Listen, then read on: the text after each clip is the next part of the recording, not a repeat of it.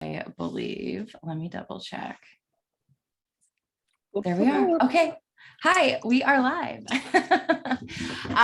Yay. So I'm so excited to be here and to introduce all of you. If you've been here, you know who VP is, because I have brought her into my different programs to speak in Business Unleashed and in Ignite to talk about equitable business practices and to also talk about like the fuckery that's happening, like in terms of like marketing and just like really sleazy sales tactics and that sort of thing. And so, but if you are new, I want to introduce her and let you get to know her because I am bringing her on as this round of the Mastermind Support Coach. So I'm really excited, about this full circle. So VP is a diversity, equity, and inclusion and anti-racist business coach. And we go way back 17? 20, let me see. I started with IGC in 2019. No. Okay. Yes. It's been almost 3 years. Before that. Yeah. I feel like we were in community and then I don't know. Yes. It feels like it's been a while. So, So probably 2018, but definitely, I know we talked for the first time for sure, like 2019, which is wild. So almost 3 years ago, 4 years now. Yeah. And so you applied for the scholarship and we had talked. Mm-hmm. And I remember that, you were saying how you wanted to do DEI work in the coaching industry. And I was like, yes, we need this work, please. And so you accepted the scholarship.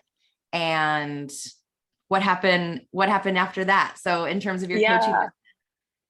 Yeah, so with my coaching business, it's wild because I got the scholarship with IGC, which I didn't even know existed until I listened to a podcast that my first coach had. And literally it's that scholarship, talked to Shannon, had said, I was like, watch, a year from now, I'm going to be on IGC's team. And it wasn't even a year. It was like 6 months because in the middle of me wrapping up my certification with IGC, the world literally shut down. We went into a pandemic and then the Black Lives Matter movement resurged. And I was already talking about anti-racism and diversity, equity, inclusion in coaching from the lens of a business perspective. That's what my business was founded on. I help creative entrepreneurs build businesses from that lens. So my content kind of exploded, and then I led a workshop with IGC, and I've been working with them ever since after graduating. So it's wild how everything just kind of shifts and moves and truly comes full circle. Right. Yeah. And then I was like, it was really, or it has been important for me for this to be brought into my business because just of the privilege that I hold and the unique opportunity that I have to introduce my community to this work. And so I have been really trying to figure out how do I align my business with my own values. And so what that looked like was I hired you to lead workshops in my programs. And then I ended up hiring you for your inclusive entrepreneur program. And so we're also working together one-on-one. Mm-hmm. And then it moved into like this conversation about how do I bring these values front and center of my business.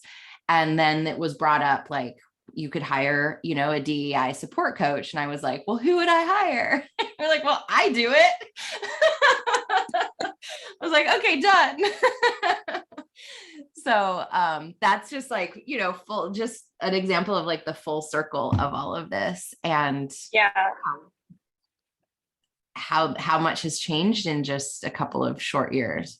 3 years, like that's the wild part, right? Yeah. And I think like something that you just said too, Shannon, is that you wanted to make sure you can make the values that you align with front and center. And we all know how, for one, like anti-hustle is like the biggest value in your business, right? what I love talking about with people when it comes to being anti-hustle is also looking into like, how are we looking at capitalism and restructuring that with our business, right? Like what other structures of monetization or community or things of that nature that are we also looking into when it comes to being anti-hustle, being in the society that we live in, right? Capitalism pushes us to Go hustle, more, right? Like go. Yeah. So do that. Like bills have to be paid. Life doesn't stop. Tick tock, right? Yeah. When we're leaning into ease, when we're leaning into passivity, when we're leaning into community, and when we're depending on those areas, right? It requires you to be more vulnerable, more transparent, more honest, to work out of integrity. And when you're doing that, you're also building a relationship with the partners that you work with, your clients, with the businesses that you're working with. And that requires a lot of learning. It requires a lot of taking the time to be more community first versus individual first. And so, you making the decision to bring me in, or whoever it would have been, is really powerful, because it's also saying to everyone else, like, hey, this should be the first thing that you're thinking about when it comes to building a business. Like, yes, profit margins are important, obviously. Yes, you want to make sure that your expenses and your loss and cost of items that you have, if you're doing product-based work, right? Or cost of services, that your hourly wage is important. Yes, we talk about all of those things, obviously, because we still operate in a system of capitalism. However, going in and actually taking the time to unbottle all of those things, right? And say, okay, like, we understand we're working the system. How can we infiltrate and rework those things as well, so that we do have a more perfect and equitable society from our own communities and outwards. I feel like that sounded very prophetic. I'm like, It's brilliant. Yeah. And like, also, one of the reasons why this was really important too, was like, this is how I did it in my business, which is why I wanted to do things differently, right? Like, we want to shorten the learning curve for our clients. We want to, like, I made this mistake and I'm going to teach you how to not make this mistake. And so, what that looked like for me was, it was like, oh, I'll get hired. Oh, I'll start making this money. And then I will take the classes or take the trainings or hire the people. Right. And, that is a dog chasing its tail, because it's like, oh, there's one more business course I want to take, or there's one more like marketing course. And so any sort of like DEI work or anti-racism work gets put on the back burner.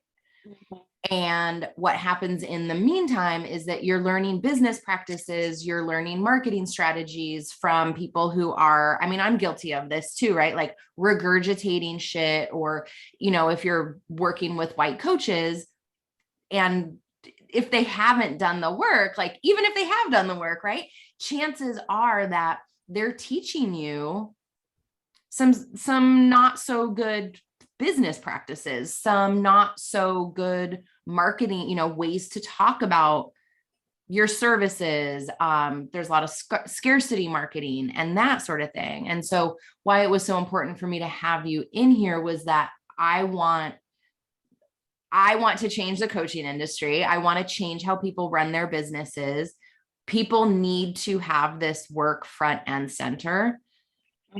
Right. And so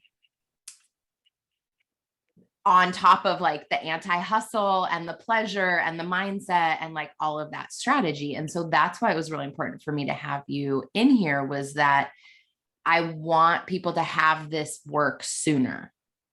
Yeah, absolutely. And it's needed. I think, one of the first things that we're doing inside of the mastermind, whenever I'm being brought into the picture, is actually talking about who we are, right? Like, who are we? And I think like something that people get so uncomfortable with is talking about that very thing, because it's a lot of guilt that's tied to privilege, and there's also a guilt that's tied to oppression. And whenever we are looking at that guilt, it brings up a really icky feeling, and say like, well, am I even qualified, right? Can I even say these things because of who I am? Can I even talk like this in my business?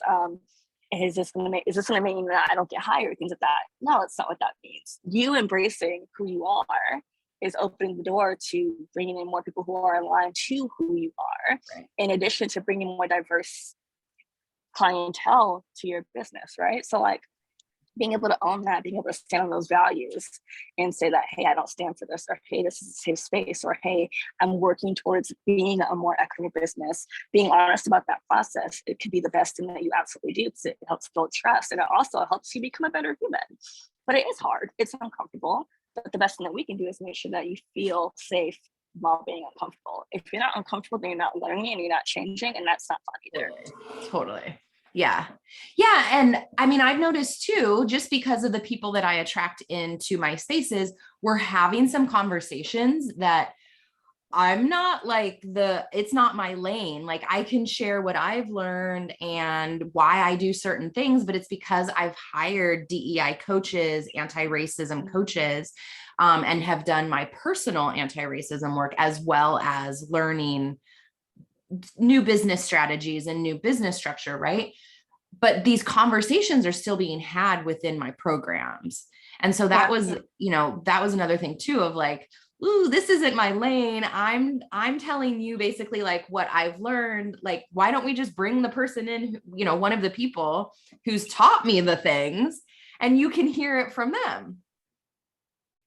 And so that's why we're here. Yeah, that's why we're here. Yeah. You know what? I actually have a question for you, because I'm sure Yeah. people on your, okay, so when it comes to, I feel like a phrase that I hear all the time is, I'm scared to show up, or I'm scared to speak on this. How do I speak on this? What has been some steps that you've taken to overcome that particular area? Good question. We didn't prep for this, so let me. Well, first and foremost, like having support makes a huge difference, right? Like having you in Voxer, having worked with other coaches, right? Other Black and women of color coaches, has like helped me like form the words, feel more confident, know that I'm supported if shit goes sideways. Right? Because like if we're showing up, we're really putting ourselves out there to like get it wrong, say the wrong thing, say something that was misinterpreted, right? And so that can be really fucking scary. And I've been called in and called out. And so just knowing that I have, I don't want to say like backup, but like knowing that I have like somebody in my corner to like walk me through it and like remind me I'm not going to fucking die, and like that I can handle, like I can handle hard conversations. This is also part of the mindset work that I just do personally, which is around I can handle whatever comes my way as I speak up and get more vocal. I trust that I can show up grounded. I trust that I have enough people in my network to reach out to hire, right? Like, I hired somebody when I was called out to like help me navigate this conversation, because I just didn't feel like equipped enough. And I was like dysregulated. I was panicking and freaking out. And I'm like, God, if I say more, I'm going to fuck up more. And right. And so it was, it was very humbling. But also just like building that resiliency too. Like if you don't put yourself out there, you're not going to build that resiliency and build that muscle of, right. Like I can say this, shit didn't go as planned. I can clean it up. Like I trust that I can clean things up. And so like, this is also part of my own journaling and work that I do regularly around my mindset, around my content. That's powerful. Yeah. I think it's hard to even like take the time to do that internally, and the fact that you make sure you just intentionally have support around yourself. And then I think even in the mastermind, like people don't have to worry about if something goes wrong or if they mess up. They don't just have one coach, they have two, right? That are really, really well versed in this, and that need this, I've done the work and have gone through these processes. And yeah, I think that's really powerful. I think that's really also supportive, and knowing that you're not alone in this process too is important. I've also noticed too that when you're doing this work with other people who are also trying to figure it out as well, you don't feel so alone, and you don't Yeah. feel so afraid either, which I think is really great, because who wants to do this Totally. stuff by themselves? It's scary.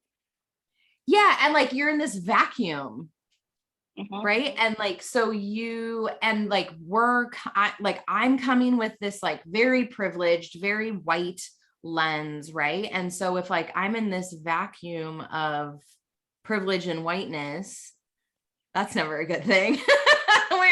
We know where that's gonna go. Well, I mean, it's different too, because I want to explain for folks too, when Shannon's referencing to whiteness, like there's the system of whiteness itself, right? She's not just saying because I'm white. This is no. She's talking about like the areas of white supremacy, right? So like, Right. Thank you. well, because that's a guilt thing. Like people get like, Totally. will I be able to? It's like, no, you're finding a system that you benefit from, but that doesn't mean that because you are this, then you inherently, yeah, no, what the heck? So, Right. Well, and also I wanted to touch on too, I'm having this conversation with you behind the scenes and yeah. like around money and making more money. And this is a conversation that I have with clients, like in the mastermind and one-on-one, like as we're making more money, a certain level is fine, right? Like, because we have to pay our bills, right? But then if we start making more money or more than enough money or like ridiculous amounts of money, now starts to come up like feelings of like guilt and worthiness and being part of the problem and hoarding. And so this is going to affect our pricing, how we're showing up, how we're talking about it. And like anytime there's like weird, funky stuff around our money, our business is going to suffer, right? And you've really helped me too around like removing my worth from my prices, and which is like this is like all capitalism, where it's like, right, like if you're not making this much money, then you're not trying hard enough, you're not working hard enough, work harder 60, 70, 80 hours a week, then you'll be worthy. Like there's a lot of stuff that we're bumping up against that, like these are conversations that I don't feel like equipped to have, right? Because like you have such a different lens, not just from like your own lived experience, but like your work, your training, your education, and all of that, right? So you're just bringing such a different lens and viewpoint into the mastermind to have these conversations that people want to be having. Yeah, no, and I mean, like, I think even when it comes to like money mindset, something that we forget is that in addition to the certifications, the education, the investments that we make, right? There's our lived experience and there's our impact that we have on people, right? The question, are you okay with me sharing? Are you okay with me sharing this? Yeah, share it, like all this stuff. I mean, about stuff I've talked about in Boxer. Yeah, totally. Cool. Yeah, because it's super helpful.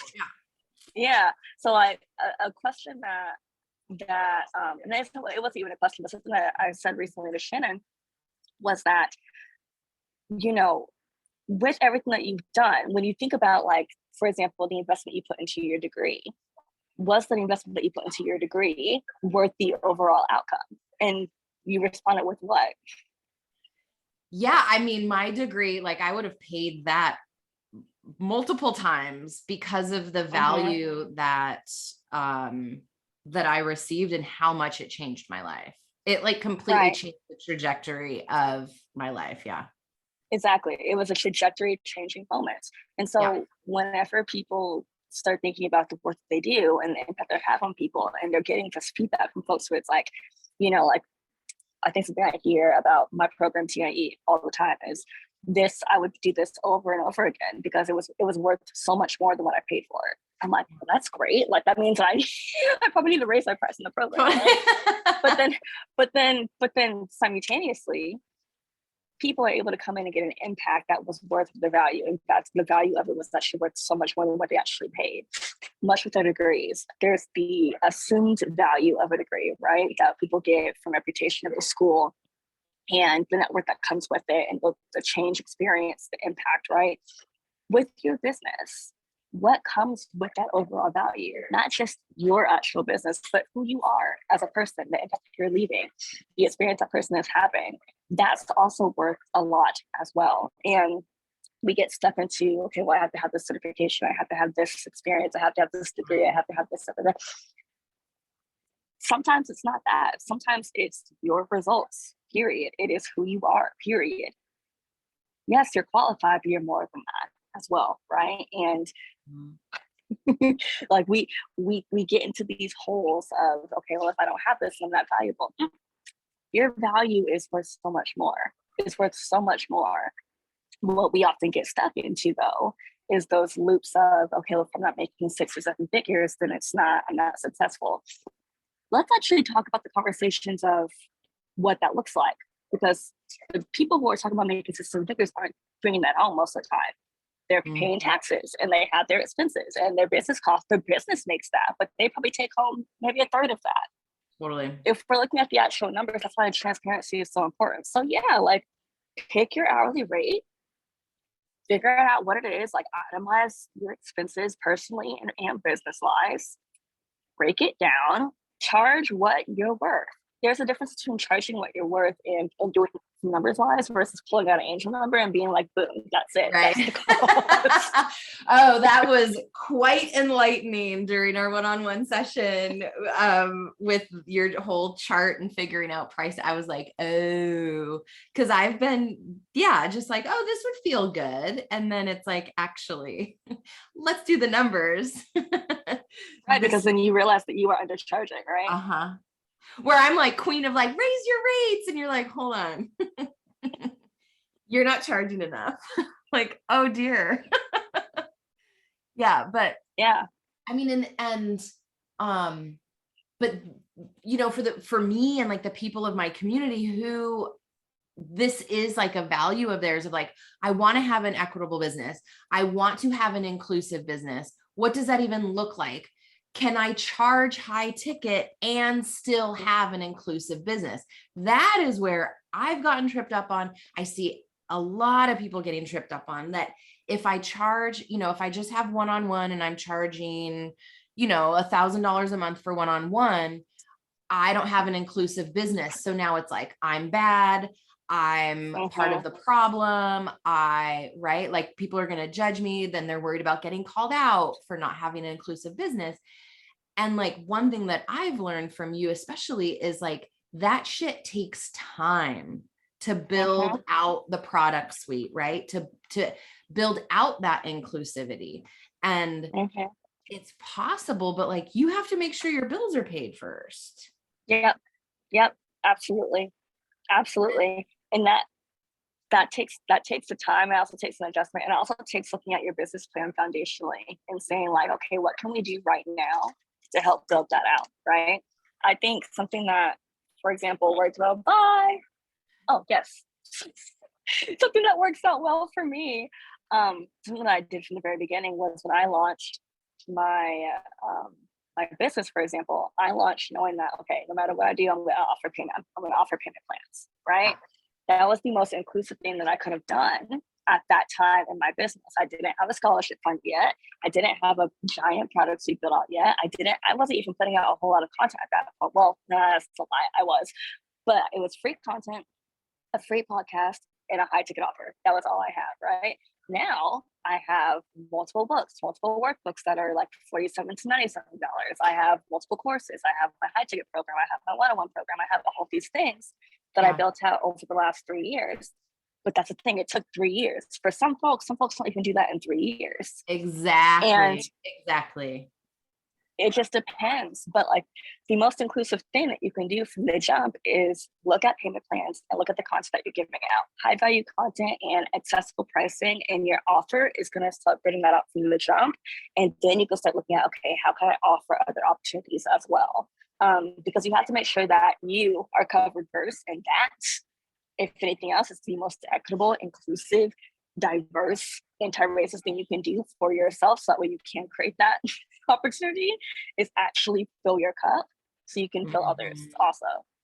Thank you so much for saying that, because I feel like that's just like, it trips people up and they don't want to raise their rates. And so then they can't quit their job, or they're just like continually struggling in their business. And so just even recognizing, right, that like payment plans are more inclusive. And on the roadmap to 5K workshop that I just did too, and I reminded people, do not discount the free content that you're giving. Yep. Like pour into your community. Consider this your pro bono work. Consider this like your gift to your community, right? You're building relationships. You are providing tons of value, and have this like, also like, congratulations and an acknowledgement for being mindful of even being inclusive, because you're 10 steps ahead of people who are like, I don't fucking care, right? So give yourself credit where you're doing the things, and then also have like a year plan, 2-year plan, 3-year plan, 5-year plan. Because if you're not making any money and then you're offering scholarships, but you have all of these people and there's so much energy output, but you're going to get resentful, you're not going to show up, you're going to burn yourself out fast, and then you're not serving anybody. And so, scholarships take time, right? Plus, like, you want to make sure that you're creating a space that, protects the people who, if you have like scholarships that are bringing in a more diverse community, like you also need to be making sure that you're doing your work to make sure that you're creating a safer space for them. So you're able to handle any microaggressions or anything that happens, right? Like in that, and that shit takes time. So I'm really happy that you brought that up too, because that's what my vision is for this round of the mastermind, is to really help people obviously get paid, like get the programs up. Let's get you working. Let's get you paid. Let's start looking forward too, because people are so just like in the tunnel of like, gotta make money. Yeah. And like, let's do bigger picture stuff and set you up for success. Absolutely. Because it's important. Like when you're thinking about business sustainability, when you're thinking about wanting to like pivot, for example, or do different things, like if you don't have that forward thinking plan in advance out and working, right, it's going to crumble. Like, yes, it's going to come to a skirt. Like, for example, I'm going through a divorce right now, and by the grace of God, thank God, I'm already thinking like, I was thinking about like what I wanted for myself when it came to my business and my financial freedom. There's dogs barking, friends. My financial freedom, like years in advance, whether I was married or not, right? But I'm still thinking I was going to be married. But thank God that I was prepared, because I'm going through a divorce, a mental health crash, and I was still getting paid because I have monthly recurring revenue that was scaled out like 24 months, right? So for the last like year and a half, I've been able to really like take a step back from my business and make decisions around what's best for mental health, and say, okay, I want to go into tech. So I got a job in tech, and I'm still coaching, and I still have my recurring revenue coming in, and I'm able to create more and be more intentional with my content, all these things, and lean away from hustle and lean more into what feels good to me as a business owner and as a creative and as a mom and all of my intersectionalities, because I was thinking forward. I was thinking, if something were to change, would my business still be able to sustain that from the jump? And even if you're not in the space where you're in the beginning of the business right now, because obviously we're in the mastermind, so like you've been in business for a while, right? Even now, if you're like, okay, well, I've been doing business like this for the last year, 2 years, 3 years, however many years you've been in business, and I want to make a shift and I want to make a change, you can still make those changes right now. You can look at your business right now and say, hey, this is where this isn't working. What does a plan over the next year look like so we can make those changes effectively, right? We're doing this in the mastermind and we're changing on our pricing. How can I start easing into this where it's fun for myself and my audience, right? how can I introduce a new offer that is more community based without overwhelming my people? Like there are so many ways you can shift into all those things. So it's okay if you're not starting from the beginning in your business and you're shifting. That's what this space is for. Exactly. So, in the mastermind, so you have 3 group calls with me. VP will be running an office hours on the 4th week of the month. So you get the guaranteed hot seat on our group calls. There's 10 people in each pod. So it's nice and intimate. You get guaranteed time with me, coaching requests around strategy, mindset, launch plans, content, just to celebrate. If you don't need any help, sometimes you're just coming to be like witnessed and to celebrate, which is always fun. And then you have the office hours, which is basically like anything goes. Yeah. So like bring your questions around your business model, around marketing, around any of the stuff that we've been talking about today. That's exactly why, she's here to help you with that stuff. And then you also get a monthly one-on-one call. So it's a 30-minute one-on-one call to basically set you out for success, get that private, personalized support, and really start to map things out. And yeah, we have the 3 retreats. So we have a virtual kickoff retreat. We're going to be doing a mid-program retreat just to recalibrate and make sure that we're on track, and then our wrap-up retreat at the end. And then so VP is also going to be leading an actual workshop in the mastermind, and is gifting everybody is it the Inclusive Entrepreneur Workbook? Yeah, so it's inclusive strategies for your coaching business, and it's honestly applicable to any form of business. It's primarily targeted for service-based businesses, so it's perfect for all of you humans in the mastermind who really just want to take the strategies that we talk about inside of the mastermind and apply them immediately. It's 90 different pages, it's high value, and it's also putting an update while y'all are in the mastermind as well. So new information will be coming in with more sources, more links, more templates, all of those things. So awesome. Y'all get that for free. So cool. Yeah, and we'll be doing a workshop too to talk more in depth around this. And yeah, and then there's the 2 other people. So Rebecca Monique is also going to be coming in. Rebecca Samuels is my CPA, and bookkeeper and tax preparer. So she has tons of information, but we're talking about profit first, and not just how to make money, but also how to keep it. Because also one of the things that I know I'm guilty of this, I'm still working on this, is like, oh, I made money. Oh, I need to spend money. And so how can you actually keep more of the money that you're making? What that needs to look like to have a financially healthy business where you have healthy profit margins. And yeah, so we'll be talking about like how to keep your books and all of that.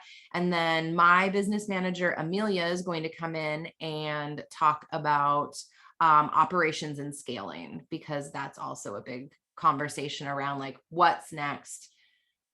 SOPs. My current group is like, oh, fucking SOPs, but like helping you scale, helping you take things to the next level, hiring, like what that next step in your business is. So if you're ready to just light a fire under your ass, if you are digging what VP and I have been talking about today and what I've created, then send me a DM. Let's have a conversation. There's an application on the website. And so everybody has to apply, just because I want to make sure too that you're where you need to be in order to be the most successful in this program. I really want to make sure that I'm setting you up for success, and and then it feels like a good fit. So send me any of your questions, reach out, and let's have a conversation and get you in the mastermind if that feels good. Yeah. Thank you so much. I cannot wait to get started. And that's it. Have a good day. Thank you, VP. See y'all soon. Okay. Bye, everybody. Bye.